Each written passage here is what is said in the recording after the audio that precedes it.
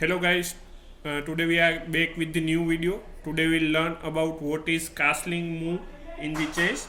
So let's move to the chessboard and learn what is castling.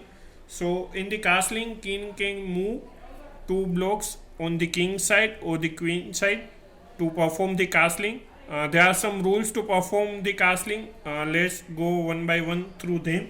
So the first rule for the castling move is the castling must be done on the king side or the queen side. The second rule is neither the king nor the chosen rook must have moved from its position even or one time in the chess as well. So if I am moving this rook from here to here and then back to here, now I am not allowed to perform castling on the queen side because this rook has already moved, though it is back onto its position as well. The next rule is there are no pieces between the king and the chosen rook. So if I want to perform castling on the queen side, there should be no other pieces over here. If I want to perform the castling on the king side, there should be no pieces on the f and g block. The next rule is the king is not currently in check. So if black moves his queen to b4, right, then white can perform the castling in his move on the king side. Because white king is being checked, so it cannot perform the castling on the king side as well as queen side. So that is performing a castling is not a legal move for white on this move. So we'll move back to the start point. The next rule is the king does not pass through a square that is being attacked by an enemy piece.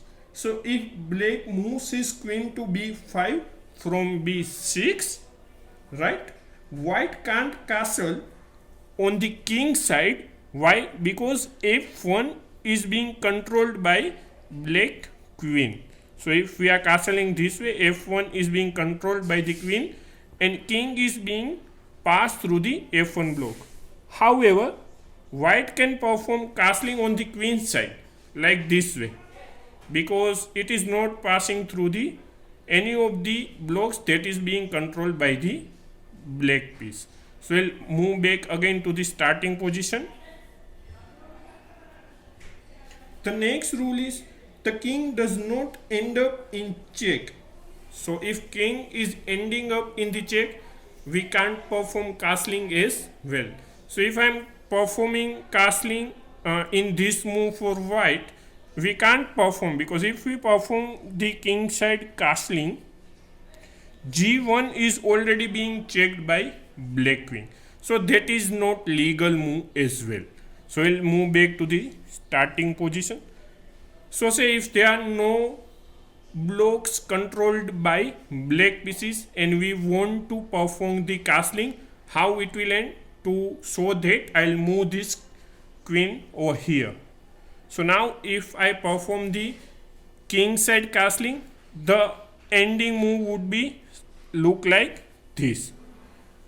And if I want to perform a queen side castling from here, I can perform it like this way.